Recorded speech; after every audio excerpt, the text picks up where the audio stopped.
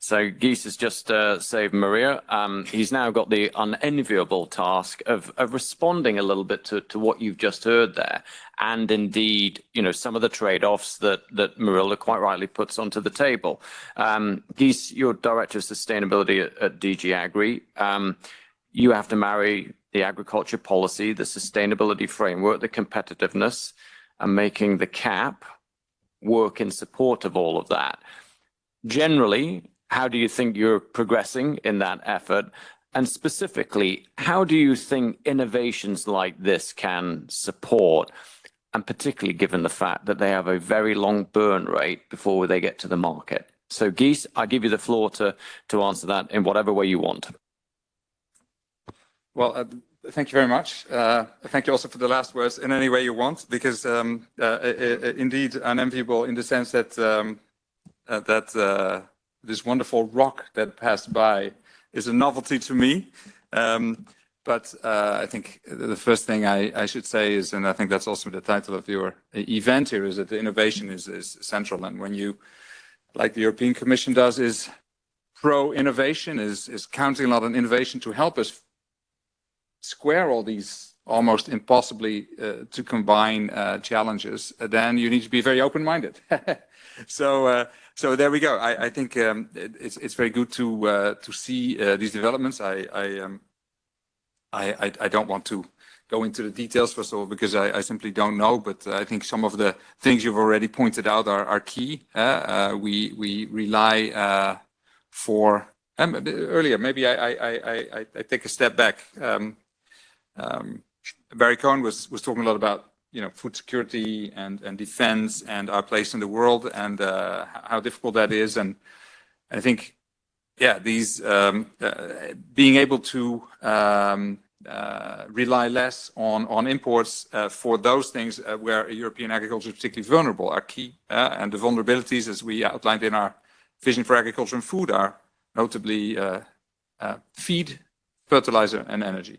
So these are key things where we have a lot of work to do and where we try to focus European resources, policy resources, financial resources. But obviously, the real innovation will, as it usually does, come from a good combination of public and private sector efforts. And there we go. I was actually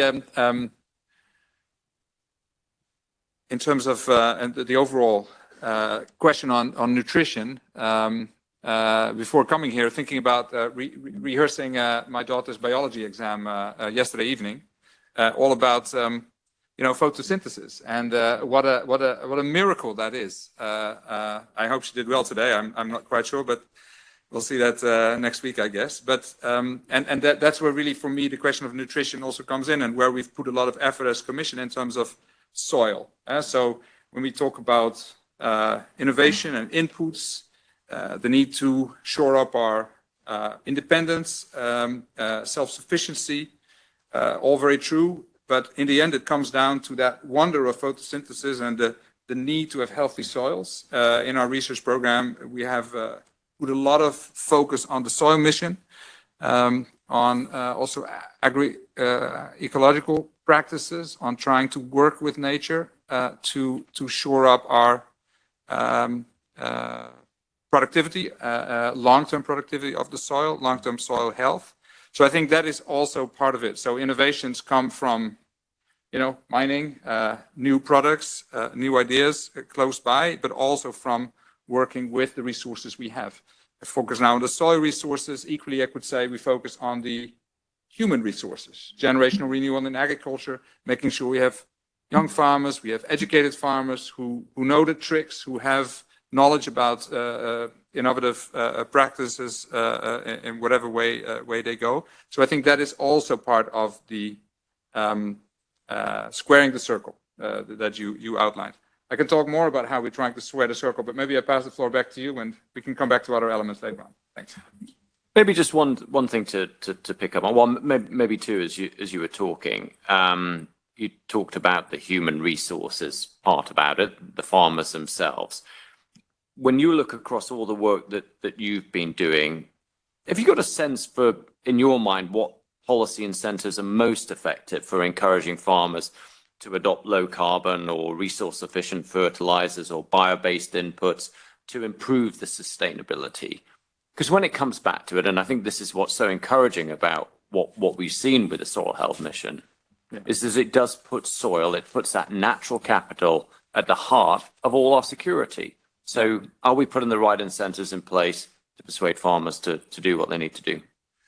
Well, I think one of the conclusions that we've drawn recently, actually together with a lot of stakeholders and farm organizations and so on, is that incentives work better than regulation. It's a bit of an easy statement, but I think the burden of certain regulatory provisions have not encouraged farmers, and sometimes it's also about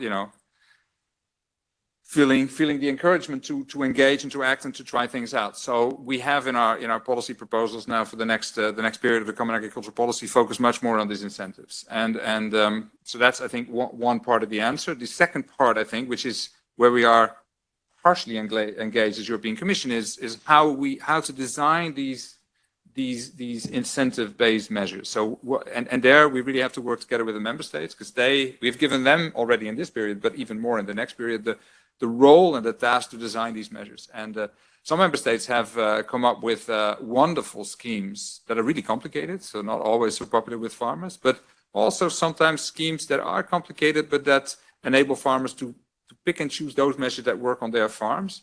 And we see in a number of member states that these schemes are oversubscribed, which is a good sign. Of course, what we need to do is monitor very well whether we have success. We have success also in the environmental and more sustainable indicators that we're monitoring. But I think the fact that farmers are engaging and are trying to improve the way they farm is a good sign. So I think the core answer is incentives. And I want to add one element, if I may. Incentives are expensive. Yeah. Right? So it also means choices. So it means that we can do some things, but we cannot do everything. And I think it also means that you need to use your resources very efficiently and really decide where you want to allocate them. I mean, on that last point, Kees, some of the work that the forum has done over the last 12 months or so has been about how you maximize your access to those incentives. So there's public incentives, the subsidies, and how we use those. But in the direction that we send through our policies, we can also catalyze private sector interventions and support for improvements in soil health, improvements in biodiversity. Just give me your sense on, again, do you think we're heading in the right direction, sending the right signals into the market that this is what we in the EU value, and therefore this is where we want the private sector to invest themselves? Well, that's actually a difficult question to answer, because it's quite broad. But I would say what we're doing. Let's name a few of the things where we try to get private sector money into an incentive. One of them is carbon farming. We've got the legislation passed in this House and the Council, and working on the methodology. We're really working very hard with our colleagues in DG Climate to get the methodology so that it works, that it's not too complicated, not too heavy in terms of administrative burden. We need to get this market going. As you know, we have quite a project which is in a much earlier stage of development on nature credits. So that is also a way in which we try to get private capital to come to those who I would say manage nature, or who create nature, who take care of nature, or stewards of nature. And I think it's also fair to say that there are some schemes under the Common Agricultural Policy, some eco schemes or agri-environment schemes, where private where inputs are part of the package that a farmer uses to deliver on the environmental outcome. So also there you have a combination of a public scheme, but it encourages private sector activity because some private sector inputs or whatever are necessary for reaching the outcome. So I think that is another way in which we can combine. Maybe a last one is, as part of our proposals for the post-27 period, we have come with a transition payment. So member states are able to program this transition payment, a bit like a conversion payment in organic, but then for other transitions, agroforestry, regenerative farming. It's free for member states to design, but it needs to be a meaningful transition. And we hear from a lot of companies are saying, well, we actually want to also, we're also engaged in that same transition. So the member states have the possibility to design a scheme that could match a private initiative, just need to avoid double funding. I mean, we don't want to pay twice for the same thing, but there it's also possible to align initiatives and drive forward private sector action in this regard. Guys, thank you for bringing specificity to the generality of my question. I hugely appreciate that, because that's what I asked, and you did that. Keep with us. We'll come back. I'm absolutely sure during the course of the discussion. Marilda Duskally, I will now properly introduce you as a Senior Agriculture and Land Use Policy Officer at BirdLife Europe. Marilda, we've talked many times before. What I've always appreciated about BirdLife is you keep our feet to the fire and you point out the important and sometimes the obvious. You've already done that today. Give us a sense, from your point of view, this tension between maximizing productivity, protecting ecosystems. Just elaborate a bit further on the safeguards and criteria that you think are essential when you're scaling up. I mean, in this case, it's fertilizer technologies, but it could be any technology. Give us your perspective on that.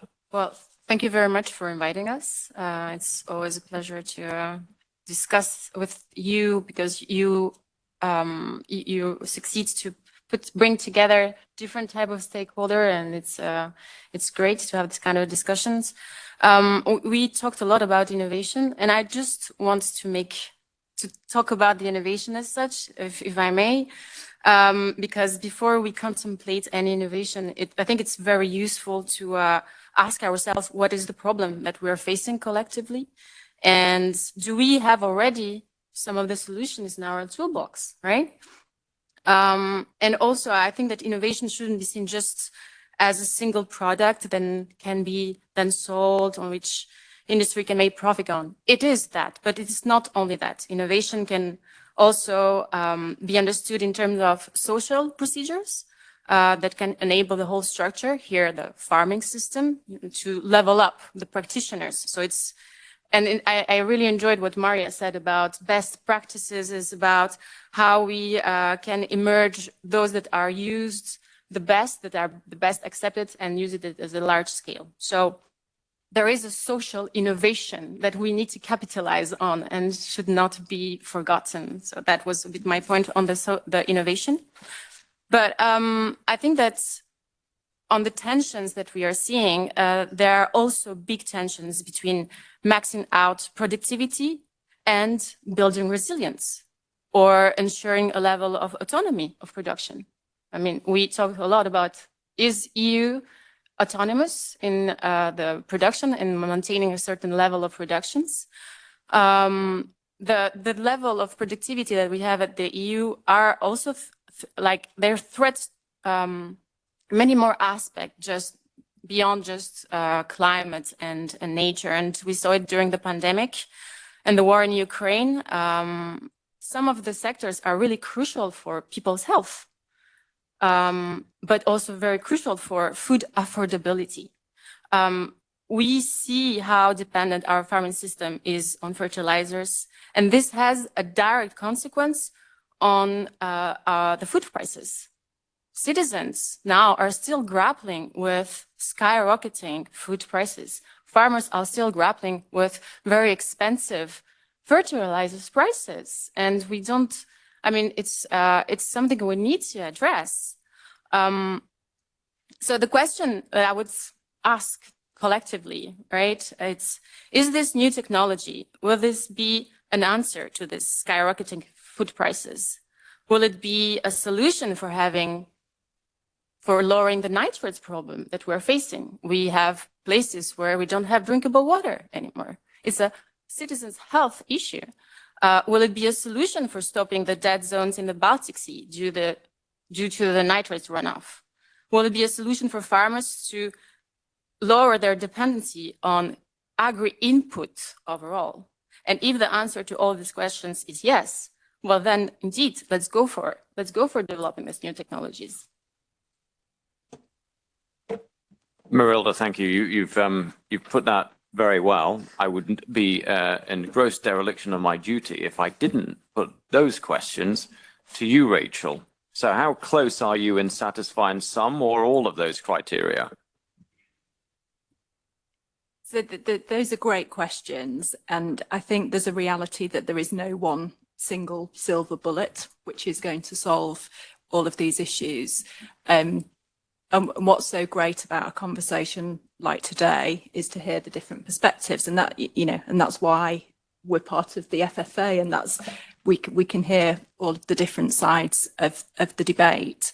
Polyhalite does have a part to play in some of those challenges, and without labouring the point, polyhalite is demonstrated to increase yield, and it's also demonstrated to help with the overall efficiency when it's used alongside other fertilizers.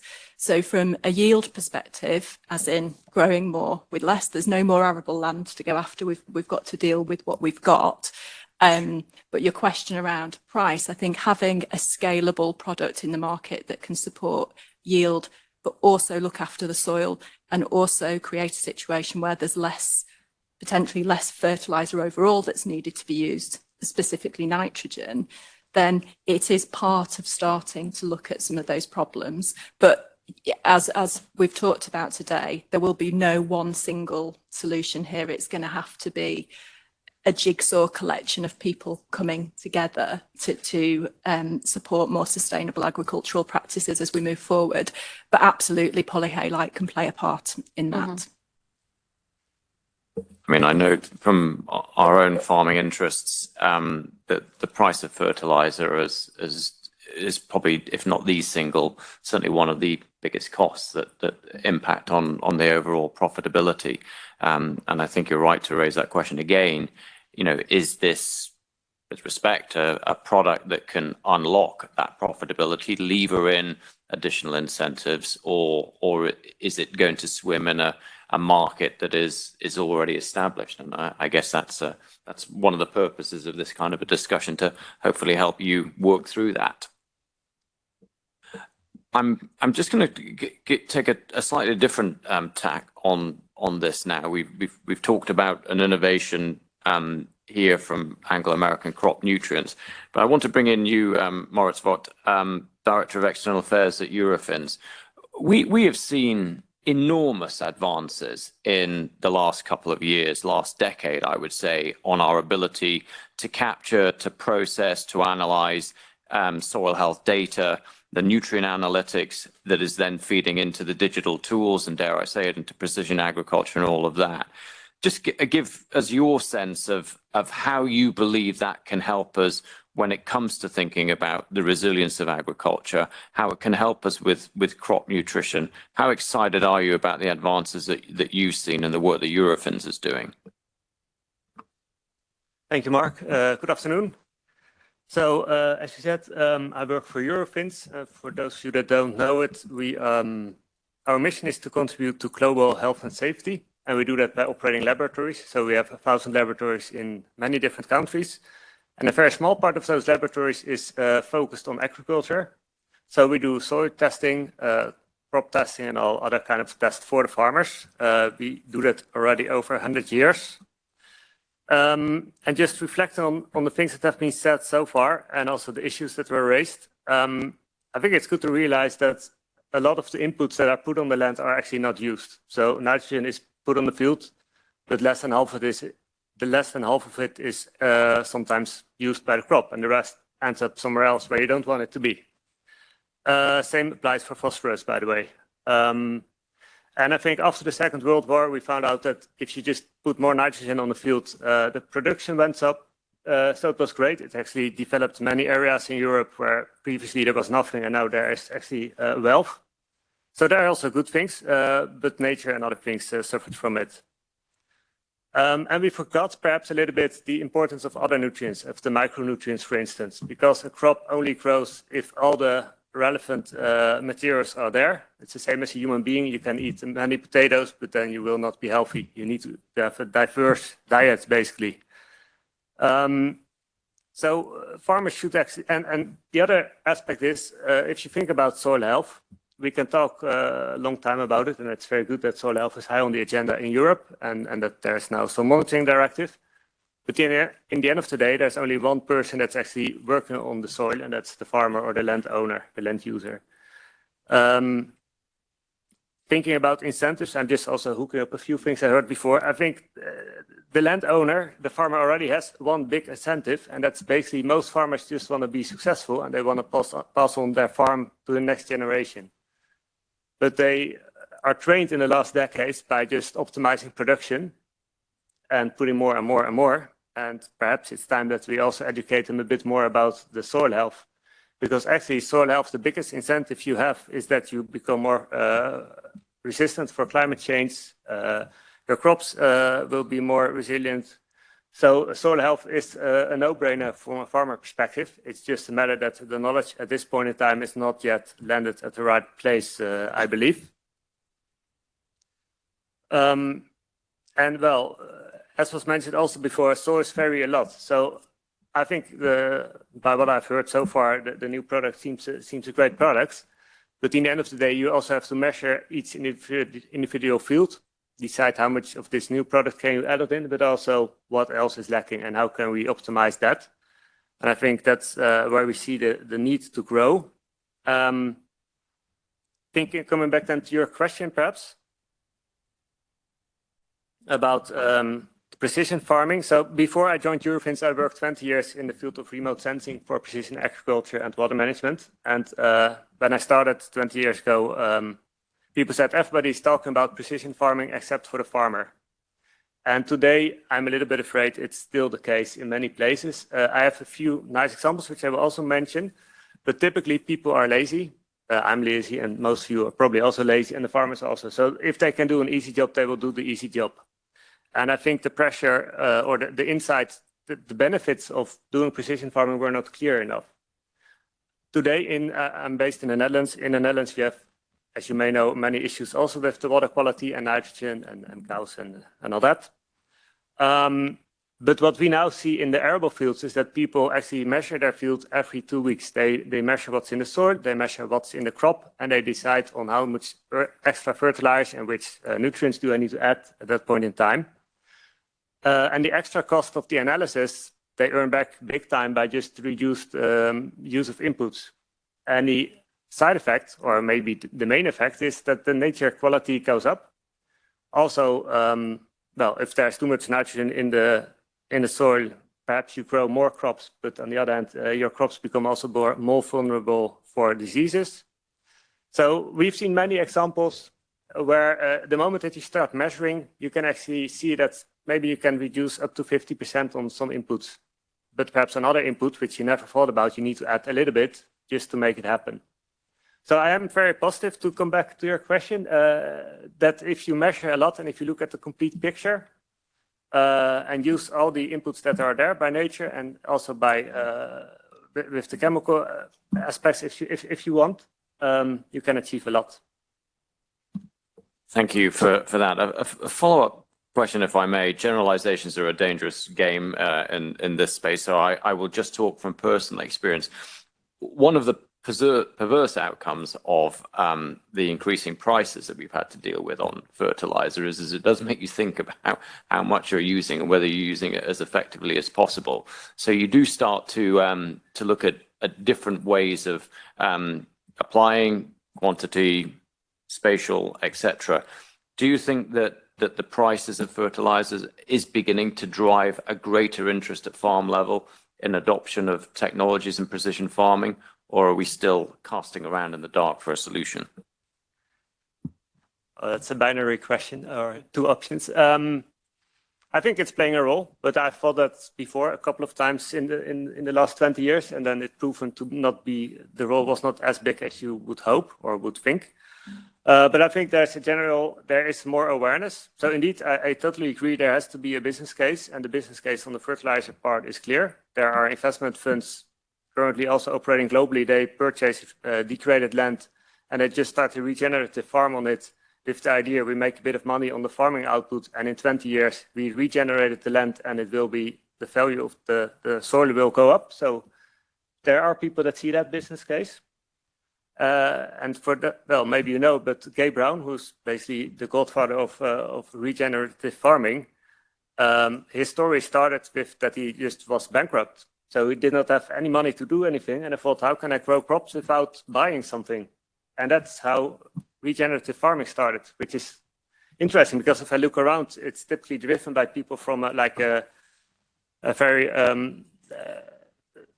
a desire to do something good for the future. But basically, the origin is in economics.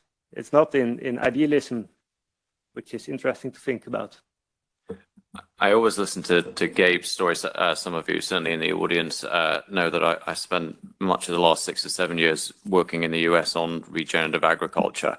I also often listen to Gabe and people like him's story that begins from almost a point of bankruptcy. And I have to think that surely we can do better to get people to adopt practices before having to reach the point of bankruptcy that they decide to change. But indeed, it is an inspiring story that we hear.